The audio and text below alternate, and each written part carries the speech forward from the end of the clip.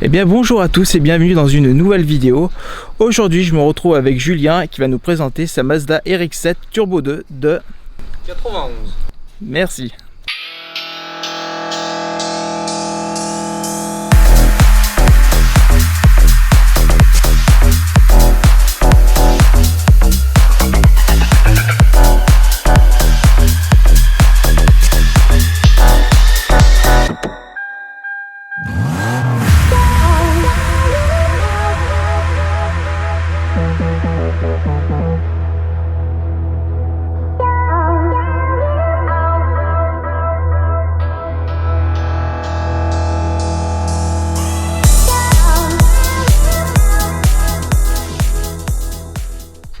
Salut Julien. Bonjour. Tu vas bien? Oui, impeccable. Merci d'avoir répondu présent pour présenter ta Mazda RX-7. Bah, pas de souci, avec plaisir. Donc c'est une Mazda RX-7, tu disais de 91. 91, d'accord. Voilà, modèle Turbo 2. D'accord. Elle existait en atmosphérique et en Turbo 2. Donc 150 chevaux pour l'atmosphérique et 202 pour la Turbo. D'accord. Donc tu me disais que c'était un peu une édition un peu limitée, elle l'avait sortie... Alors elle a été sortie de 90 à 91, un petit peu en hommage à la victoire pour les 24 heures du Mans. Ils ont sorti les mêmes années, donc elle était prévue, mais c'était pour leur dernier passage au Mans avant l'interdiction des rotatifs aux 24 heures. D'accord. C'était la 787B qui était 24 heures du Mans. Ouais. Numéro 55. Elle là devant, elle a encore les feux qui se lèvent. Ouais. Alors c'était le modèle rostylé peut-être qui était pas pareil. Elles les ont toutes eues. Ah oui, si tu as raison. Non, je croyais que... Non, mais... Les feux escamotables, même la version d'après, la FD, qui était montée en biturbo, avait les feux escamotables aussi. Ah oui, d'accord. Ouais, parce que moi, celle que je vois, la RX-7, tu sais, c'était... j'en ai une en fond d'écran sur mon ordi, mais elle était plus arrondie. Ouais, c'est le modèle d'après, ça. C'est le modèle d'après, d'accord, ouais. Elle est peut-être plus connue, la génération. Ouais. D'accord.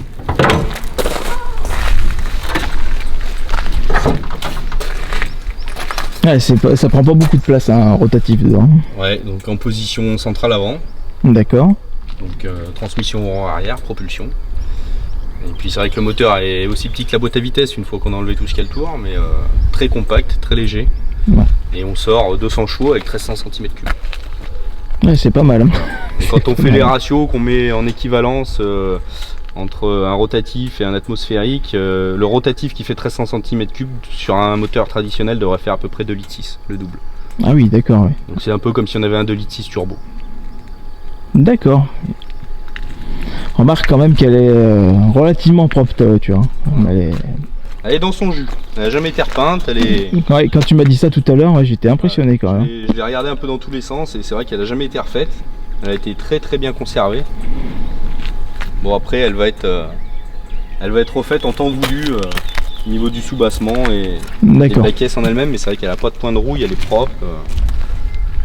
Donc c'est assez compliqué de les trouver dans cet état-là. Surtout qu'il y en a eu très peu. Donc, ouais, je pense, ouais, c'est sûr. Ouais. C'est sûr. Les jantes, ouais, c'est... Tout est d'origine. Tout est d'origine, d'accord. Ouais. Tout est d'origine. C'est la Turbo 2, le dernier modèle de la Turbo 2, donc qui s'appelait la S5. Donc elle avait le pare-choc avant qui changeait, les jantes en nid d'abeille comme ça, et puis alors elle avait le bas de caisse, les bas de caisse en plastique avec les rajouts d'ailes qui sont en plastique là, qui étaient un petit peu plus gonflés qu'à l'origine. Voilà, pardon, avec un béquier spécifique. D'accord. Donc normalement elle faisait 286 chevaux et ils ont poussé la S5 à 202 chevaux à peu près. Bien, d'accord. Donc on est sur des freins à disque avant et arrière ventilés. Et on est déjà à l'époque, pour l'époque, sur du 4 pistons à l'avant, ce qui était déjà pas mal en 81. De bonnes sorties d'échappement aussi. Voilà. Alors ça qui est pas d'origine. Ah, c'est pas d'origine, d'accord. Alors d'origine il y a 2 sorties d'échappement, mais là la ligne, il y a une ligne complète inox, c'est la seule chose qui n'est pas d'origine sur cette auto, et puis avec un filtre à air KN et un down valve pour le turbo pour lâcher les pressions un peu plus vite. D'accord. Sinon elle est entièrement d'origine. C'est quoi qui t'a fait envie d'acheter une Mazda RX-7? Ah, j'ai un peu ça dans le sang, j'ai été piqué tout petit moi donc... D'accord, t'aimes bien la marque Mazda alors, hein. Voilà. J'en ai deux, c'est ma deuxième, j'ai le modèle d'avant aussi, en atmosphérique en 1200 cm. Il me semble que je l'ai vu en photo, elle est pas bleu ciel, oui, voilà, ou un truc. D'accord, ouais, ok. Ouais. Qui attend d'être restaurée elle aussi.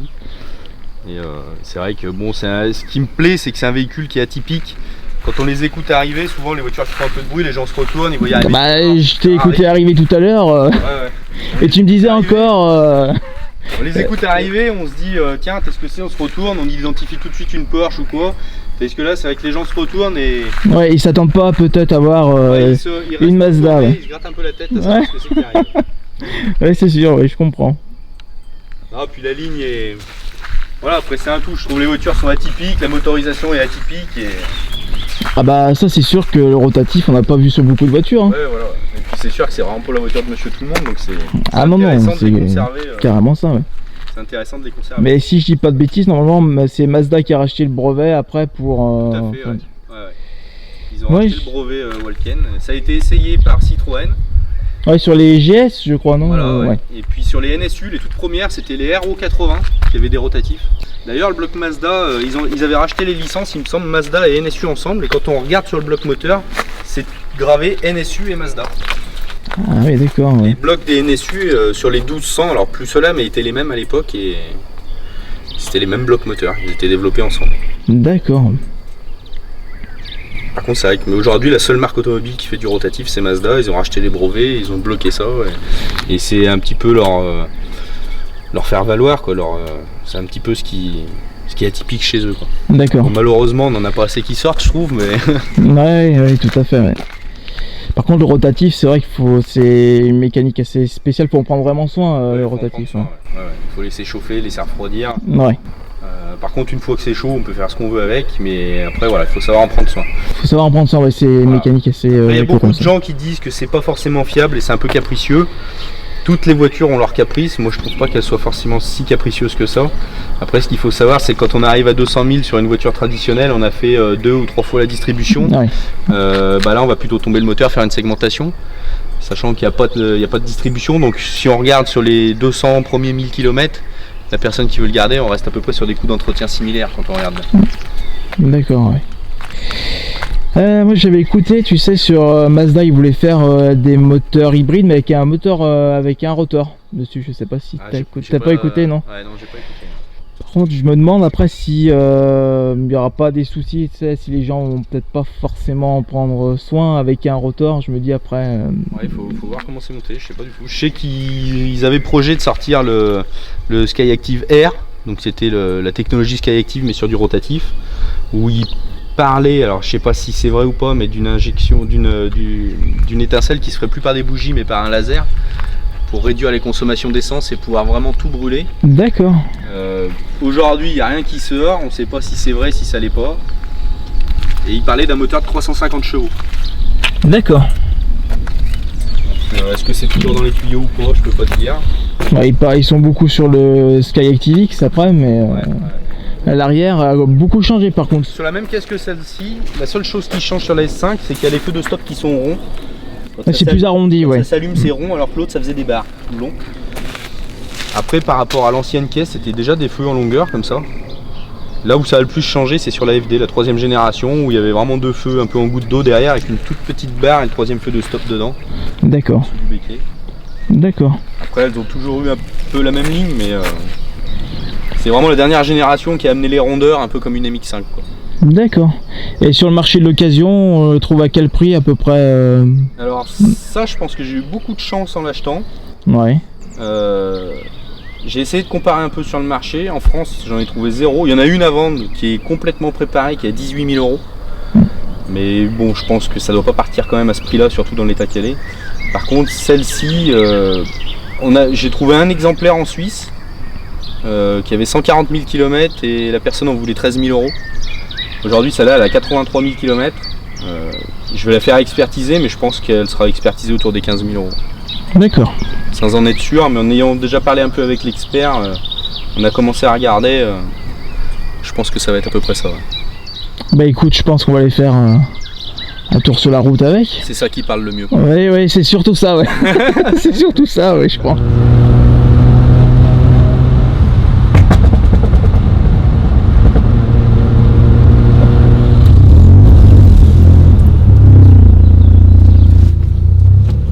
On se retrouve maintenant à l'intérieur de la RX7. Une petite session de conduite.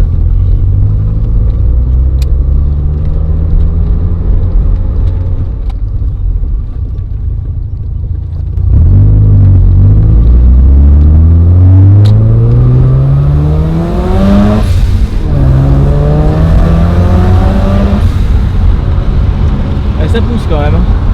Ouais, c'est joueur. C'est très joueur, ouais, ce que je vois. C'est dur de garder le pied léger, on va dire. Ah, je pense. Puis avec un rotatif turbo en plus. Ouais, ça réagit tout de suite.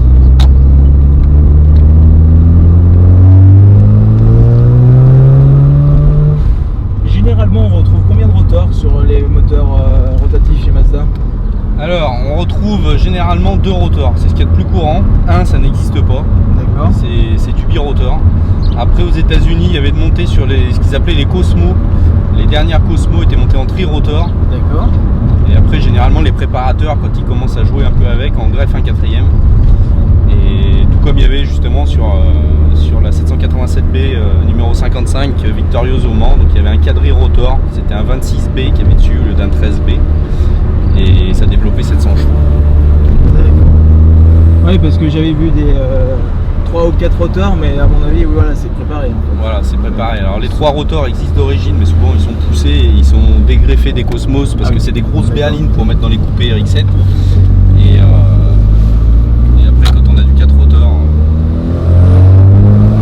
c'est plus pareil. D'accord. Par contre, là où c'est plus rare en rotatif d'origine, c'est d'avoir des turbos. C'est-à-dire qu'il n'y en a eu que 2. Il y a eu celle-ci en turbo 2 et après la FD qui avait un biturbo.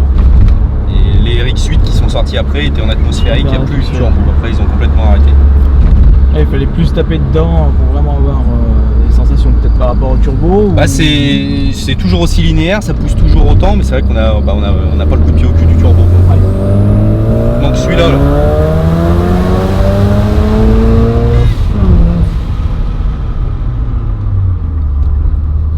C'est ça qui manque. Ouais. Je comprends.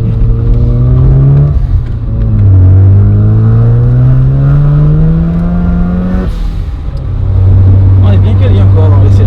Ouais, par contre, pour faire de la route, on est posé. Ouais. Ouais, non, franchement, pas mal. Moi, je m'en sers tous les jours. C'est ta voiture tous les jours Bah là, en ce moment, oui, ça fait pas très longtemps que je l'ai, donc c'est vrai que j'en profite bien. Je m'en sers, D'accord. là qu'il fait beau, je m'en sers tous les jours. Après, une fois qu'elle sera refaite, je pense qu'elle va vraiment sortir que le week-end. Mais pour l'instant, je m'en sers tous les jours sans aucun problème. Ça démarre le matin. D'accord. Par contre, voilà, c'est vrai que moi, je la laisse bien chauffer. Et je commence à tirer dedans une fois que c'est chaud. Ouais, voilà, c'est ce que je disais.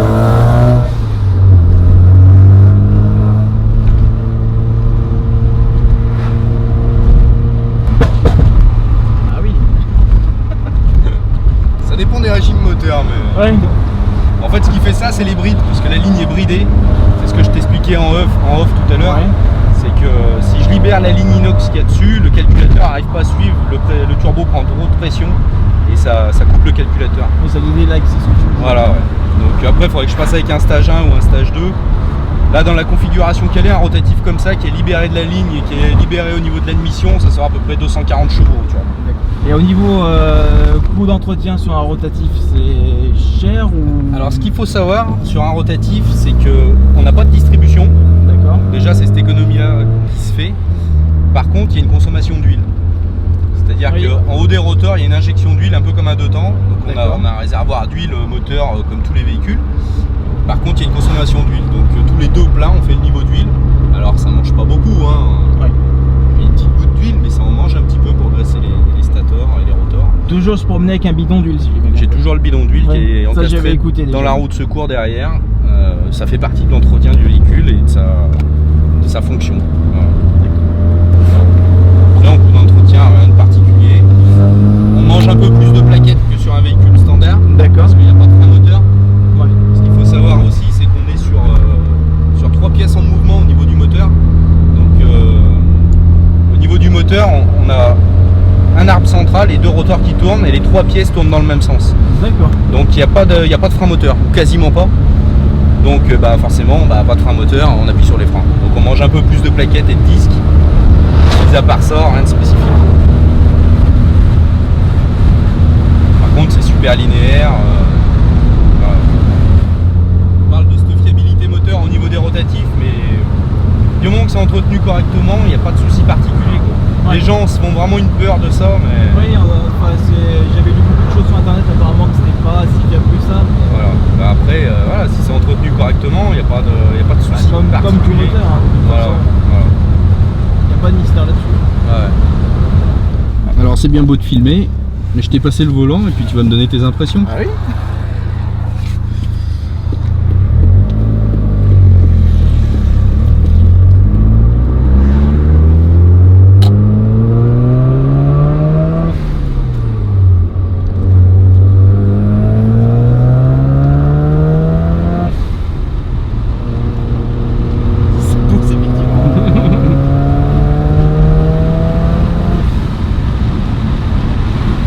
Casse les tours, ouais, c'est ce que j'appelle les voitures sourires. Ouais, déjà la MX5 tu prends beaucoup de plaisir à conduire, mais alors ça ça t'as la puissance qui va avec. Ça encaisse les tours jusqu'à 8000 tours à peu près. C'est ça, ouais, non. En fait à 8000 tours il n'y a pas vraiment de rupteur, c'est une sonnerie qui t'avertit que... Ouais. Alors à 7000 tours la sonnerie commence pour te dire ça serait bien de passer la seconde. Ouais. Sachant que là-dessus pour avoir essayé un peu, alors sur circuit bien évidemment, la quatrième, on décroche la quatrième, on enfile la cinquième à 200. Ah oui, d'accord. Ouais. Ah, on écoute bien le la décompression.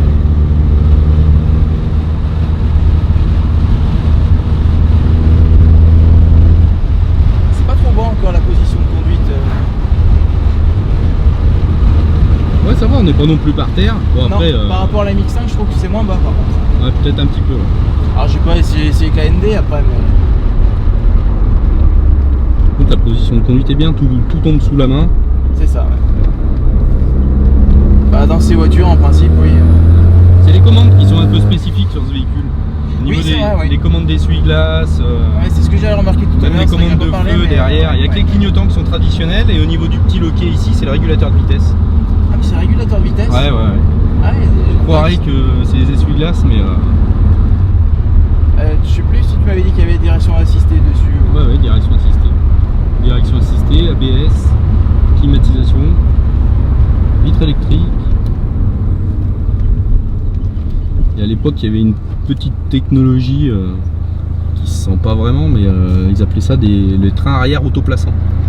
C'est pas un train arrière directionnel mais c'est un autoplaçant en fonction de l'appui qu'on prend, normalement il prend un peu de carrossage. D'accord. Les caoutchoucs sont montés assez souples derrière avec des espèces de barres de torsion, alors je sais pas trop comment y appeler parce que c'est vrai que c'est un peu atypique mais c'est à peu près ça.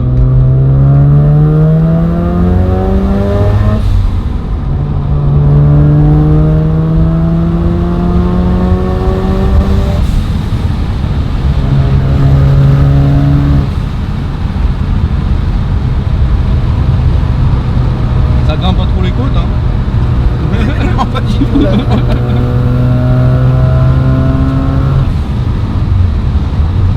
Ça crame même pas du tout les côtes. Ouais. Même temps vu la cavalerie. Ouais. J'adore le rotatif mais en atmosphérique il est un petit peu trop linéaire à mon goût. Ouais. Alors après pour la conduite de tous les jours c'est super et quand un rotatif en fait on se rend compte des vitesses qu'on prend quand on regarde le compteur. Oui. Tandis qu'avec la turbo bah, on se rend mieux compte de la puissance donnée. Ça tombe vraiment sous la main par contre les... Ouais.